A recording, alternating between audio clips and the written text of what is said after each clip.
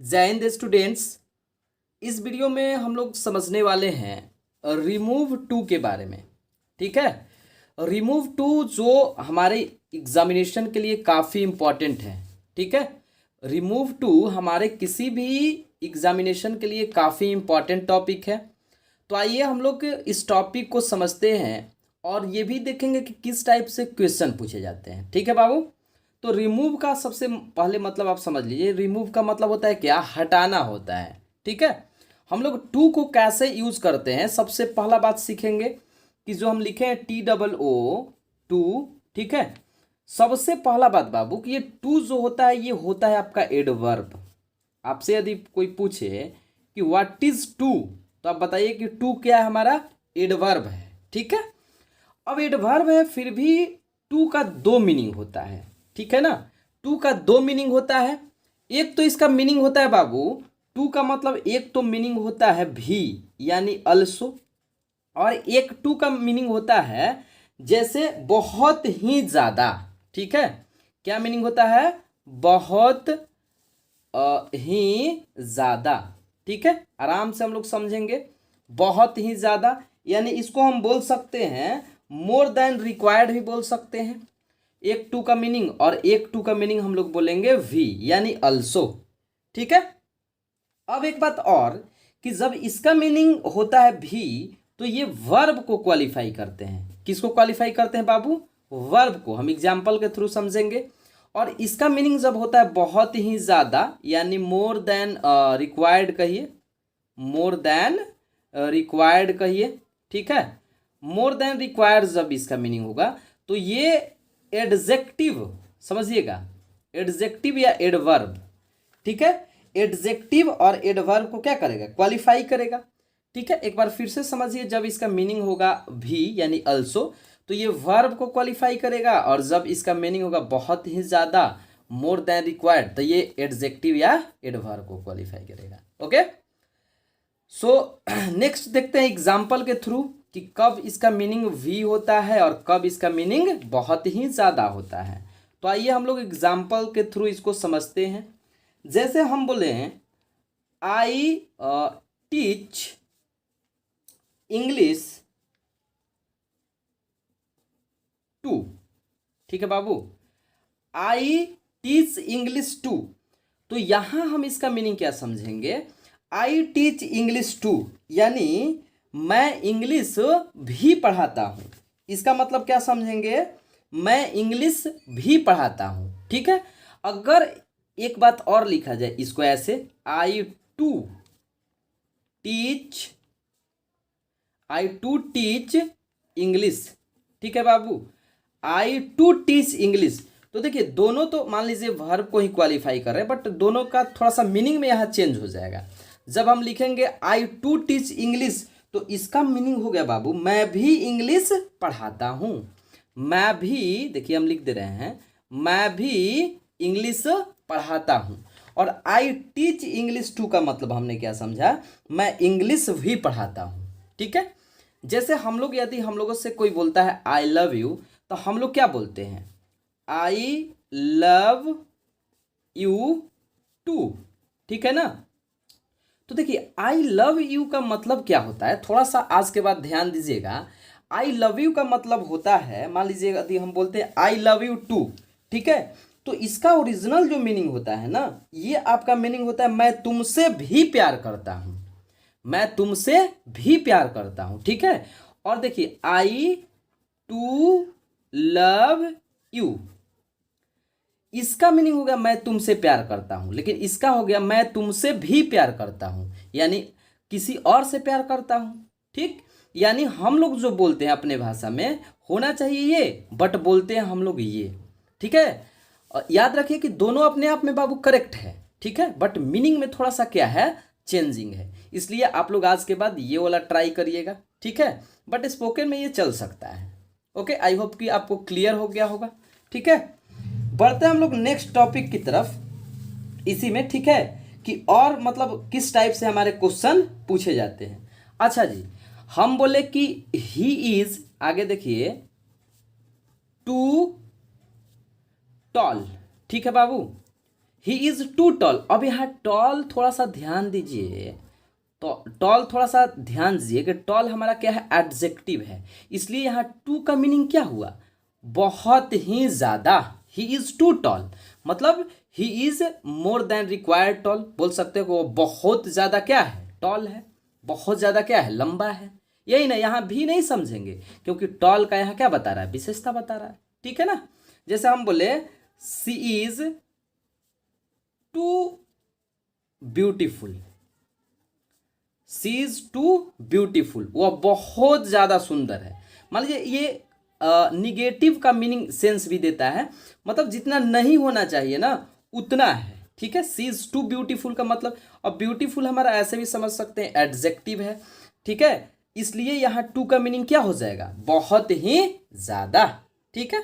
आई hope कि यहाँ तक क्लियर हो गया होगा। अब चलिए थोड़ा सा हम लोग बढ़ते हैं रूल्स की तरफ कि हमसे एग्जामिनेशन में किस टाइप से क्वेश्चन पूछे जाते हैं, ठीक है। जैसे हमने एग्जाम्पल के थ्रू इसमें लिया है, एग्जाम्पल के थ्रू आपको हम समझाएंगे कि किस टाइप से क्वेश्चन पूछे जाते हैं, बहुत ज़्यादा इंपॉर्टेंट है, थोड़ा सा ध्यान दीजिएगा। जैसे हमने लिखा हिज टू, आप देखें वी होंगे, he is too weak to walk, ठीक है बाबू, he is too weak to walk, कहने का मतलब ही इज टू वीक मतलब वह बहुत ज़्यादा क्या है, वीक है, कमज़ोर है, टू वॉक टहलने के लिए, मतलब वो ऐसे अगर हिंदी इसका करिएगा तो वह इतना कमज़ोर है कि टहल नहीं सकता। समझिए पहला बात कि यदि हम रिमूव टू में चेंज कर रहे हैं, ठीक है, रिमूव टू में चेंज कर रहे हैं तो इसका मीनिंग बाबू नहीं मतलब चेंज होना चाहिए, ठीक है। अच्छा एक एग्जाम्पल को हम बना कर देखते हैं फिर आपको समझाएंगे। देखिए जैसे हमने लिखा ही इज, इस टू को बदलते हैं सो में, ही इज सो वीक, ठीक है, और इस टू के बदले में देते हैं that, he is so weak that, ठीक है, ही कैन नॉट क्या वॉक, ठीक है बाबू। ही इज सो वीक, सो किसके जगह, टू के जगह, ठीक है, he is so weak that, he कहाँ से आ गया, प्रोनाउन देंगे, जैसे यहाँ ही है इसलिए हम प्रोनाउन, अब ही का तो ही हुआ, जैसे राम रहता फिर भी हम लोग यहाँ ही देते, सीता रहता तो हम लोग सी देते। अच्छा कैन नॉट क्यों लिखे, जब प्रेजेंट में हमारा बाबू सेंटेंस रहता है तो हम लोग कैन नॉट का यूज करते हैं, किसका यूज करते हैं बाबू, कैन नॉट का यूज करते हैं, वाक, ठीक है। तो आप ध्यान रखिएगा कि इस टू के जगह हम किसका यूज करते हैं, सो का यूज करते हैं। ऐसे भी इसको, इसका मीनिंग हम अगर निकाले तो क्या हो जाएगा, ही इज सो वीक, वह सो का मतलब क्या होता है, काफी ज्यादा, काफी कमजोर, ठीक है, कमजोर है, दैट मतलब इतना कमजोर है, दैट की ही कैन नॉट वॉक, वह टहल नहीं सकता। जैसे हम सेम सेंटेंस को ऐसे लिखें, यहाँ कोई नेम ले लेते हैं, जैसे एग्जाम्पल में सीता, ठीक है, हमने बोला सीता इज टू फैट, ठीक है बाबू, टू रन, ठीक है ना, Sita is too fat to run, okay. तो हम इसको क्या बनाएंगे बाबू, सीता इज सो फैट, ठीक है, दैट, अब सीता का हमारा प्रोनाउन यहां लिखना है, सी कैन, ठीक है, not run, okay.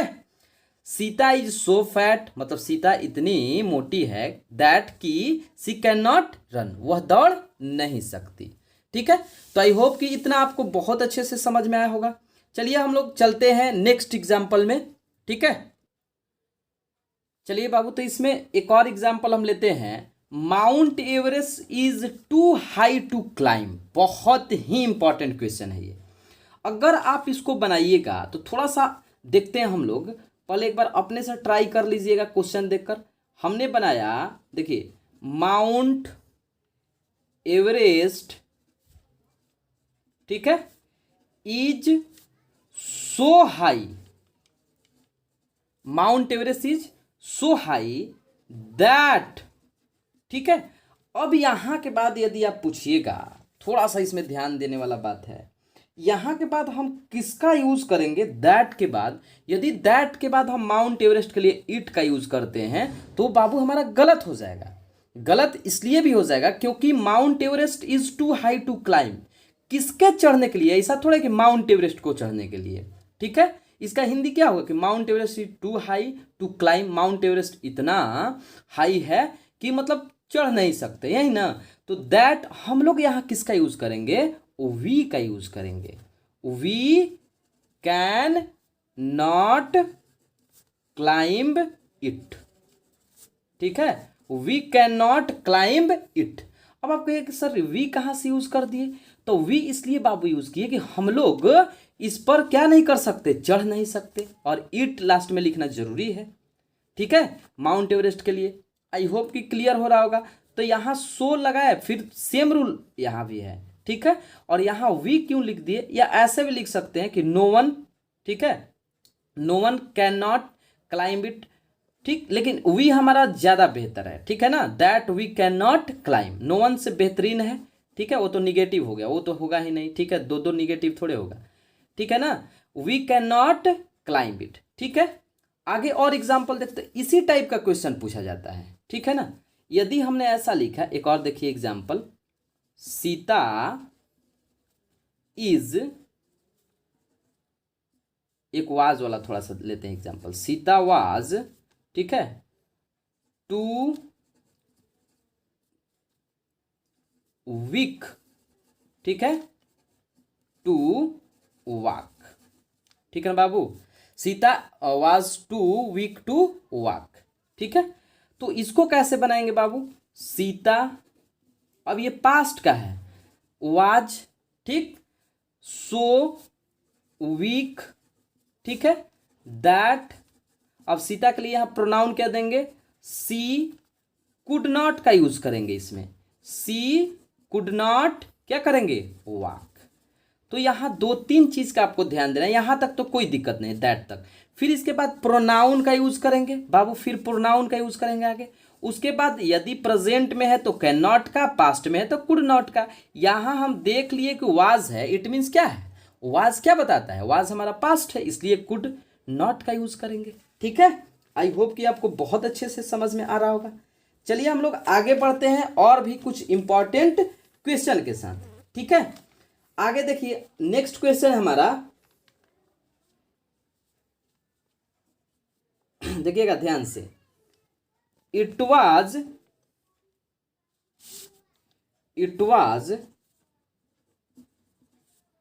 To cold to go out, ठीक है। It was too cold to go out. अब इसको हम लोग कैसे बनाएंगे, थोड़ा सा समझिएगा। It was so cold that. अब इसके बाद थोड़ा सा ध्यान दीजिएगा, दैट तक तो हमारा हो गया, ठीक है। इसके बाद हम लोग यहां फिर क्या यूज करेंगे, दैट वी, ठीक है, कुड नॉट, ठीक है, we could not go out, we could not go out. अगर हम यहां इट यूज करते हैं तो देखिए, it was too cold to go out, मतलब इतना क्या था, ठंडा था कि बाहर नहीं जाया जा सकता था, यही ना हुआ इसका बाबू मीनिंग। तो मान लीजिए ठंडा तो था, फिर यहाँ ईट करेंगे तो, अगर ईट का यूज करेंगे तो कौन नहीं जा सकता था, तो हम लोग के लिए ना, इसीलिए हम किसका यूज कर देंगे, वी का यूज करेंगे। आई होप कि क्लियर हो रहा होगा, ठीक है। नेक्स्ट, शिवाज, देखिए नेक्स्ट क्वेश्चन, एग्जाम्पल से ये सारा चीज क्लियर हम कर देंगे, don't worry. She was too young to understand, ठीक है, टू अंडरस्टैंड। तो इसको भी कैसे बनाएंगे बाबू, देखिए बहुत ही इजी है ये भी। सी वाज सो यंग, ठीक है, दैट, ठीक, सी कुड नॉट। अब कुड नॉट क्यों, क्योंकि यहां भी हमारा बाबू क्या है, पास्ट है। She could not understand, she could not understand. I hope कि यहाँ तक क्लियर हो गया होगा। फिर से पहला देख लीजिए। पहला था Mount Everest is too high to climb, ठीक है। सेकेंड था हमारा क्या, Sita was too weak to walk. ऐसे ही हमने यहाँ तक लिखा है। ये भी है, she was too young to understand. Okay, I hope कि यहाँ तक क्लियर हो गया होगा। अब थोड़ा सा हम लोग टाइप अगला बढ़ते हैं, ठीक है। नेक्स्ट टाइप देखते हैं, और ये टाइप थोड़ा सा समझने लायक है। मान लीजिए यहाँ हम लिख देते हैं टाइप 2, ठीक है। ये हमारा 1 था, ये टाइप 2 है, ठीक है। और इसमें हम एक एग्जाम्पल लिखते हैं। जैसे हमने लिखा ही इज, देखिए he is too slow for a runner, ठीक है बाबू। ही इज टू स्लो का मतलब काफी बहुत ज्यादा क्या है, स्लो है फॉर अ रनर के लिए, ठीक है। अब इसको हम कैसे बनाएंगे, थोड़ा सा ध्यान दीजिएगा, तो क्या करेंगे, ही इज सो स्लो। यहां तक तो सेम रूल हमारा काम करेगा बाबू, सेम करेगा। दैट भी लगा देंगे, ठीक है। ही कैन नॉट भी लगा देंगे, ठीक। यहां तक तो हमारा सेम रूल है, ही कैन नॉट तक तो सेम रूल है। लेकिन इसके बाद जो बाबू यूज करेंगे ना, थोड़ा सा ध्यान दीजिएगा, बी या बिकम ए रनर। अब आपका सवाल हो सकता है कि यहाँ बी और बिकम का क्यों यूज करेंगे, ठीक, दूसरा चीज क्यों नहीं यूज करेंगे। तो अकॉर्डिंग टू सेंस देखिए, कह रहा he is too slow for a runner, ठीक। मतलब वह इतना स्लो है कि वह रनर नहीं हो सकता, यही ना कह रहा है। He is so slow that he can not, मतलब रनर नहीं बन सकता। आप किसी को देखकर आप कह रहे हैं कि वो इतना मतलब ये दौड़ता है, स्लो दौड़ता है, कि वो रनर हो ही नहीं सकता है, या रनर बन ही नहीं सकता है। इसलिए हम किसका यूज करेंगे, ही कैन नॉट बी या बिकम अ रनर, ठीक है। और आइए एग्जाम्पल समझते हैं, ठीक है। जैसे हमने एक और एग्जाम्पल लिया, she was too dull for a worker. देखिए, शी वॉज